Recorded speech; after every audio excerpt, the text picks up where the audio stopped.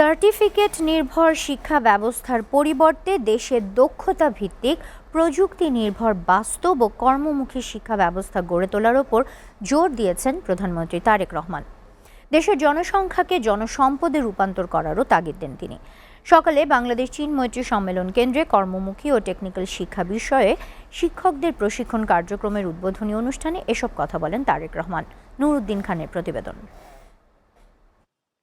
আনন্দময় ও কর্মমুখী শিক্ষা ব্যবস্থা প্রচলন করা বিএনপি সরকারের রাজনৈতিক প্রতিশ্রুতি, যার অংশ হিসেবে জাতীয় বিশ্ববিদ্যালয়ের শিক্ষকদের জন্য কর্মমুখী ও কারিগরি শিক্ষার উপর এই প্রশিক্ষণের মাধ্যমে স্প্যানিশ, জাপান সহ বেশ কিছু আন্তর্জাতিক ভাষা শেখার সুযোগ পাবেন শিক্ষার্থীরা। বাংলাদেশ চীন মৈত্রী সম্মেলন কেন্দ্রে অনুষ্ঠানের উদ্বোধন করেন প্রধানমন্ত্রী তারেক রহমান। তিনি বলেন, দীর্ঘ ফ্যাসিবাদী শাসন শুধু গণতান্ত্রিক অধিকারই কেড়ে নেয়নি, বিপর্যস্ত করেছে শিক্ষা কাঠামো।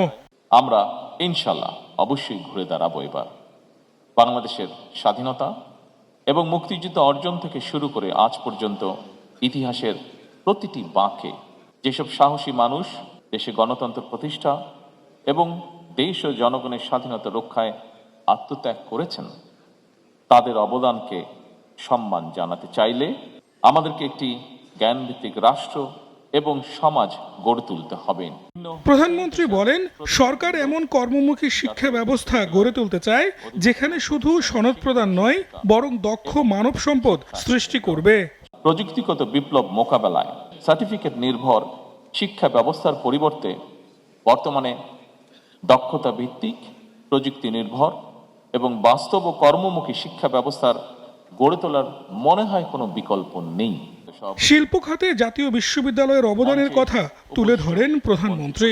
তিনি বলেন, চতুর্থ শিল্প বিপ্লবের যুগে বিভিন্ন পেশা যেমন ঝুঁকিতে পড়েছে, তেমনি সৃষ্টি হয়েছে নতুন কর্মসংস্থানেরও। কৃত্রিম বুদ্ধিমত্তা বা আর্টিফিশিয়াল ইন্টেলিজেন্সের অবাধ প্রসার ও ব্যবহার বর্তমানে মানুষের জন্য নানামুখী চ্যালেঞ্জ তৈরি করেছে। অটোমেশন এবং এআই চালিত প্রযুক্তির কারণে হয়তো অনেক পুরনো পেশায় কর্মসংস্থান যেমন ঝুঁকির মুখে পড়েছে কিংবা অবলুপ্ত হয়েছে, একই সঙ্গে প্রচুর পরিমাণ নতুন নতুন ক্ষেত্রে কর্মসংস্থানের সুযোগও হয়তো সৃষ্টি হয়েছে। শিক্ষার্থীদের জন্য রোল মডেল এবং সমাজ পরিবর্তনের অগ্রদূত হিসেবে নিজেদের প্রতিষ্ঠা করার পরামর্শও দেন প্রধানমন্ত্রী Tarique Rahman. Digital communication, cognitive empowerment, presentation skill, leadership. Nuruddin Khan, STV, Dhaka.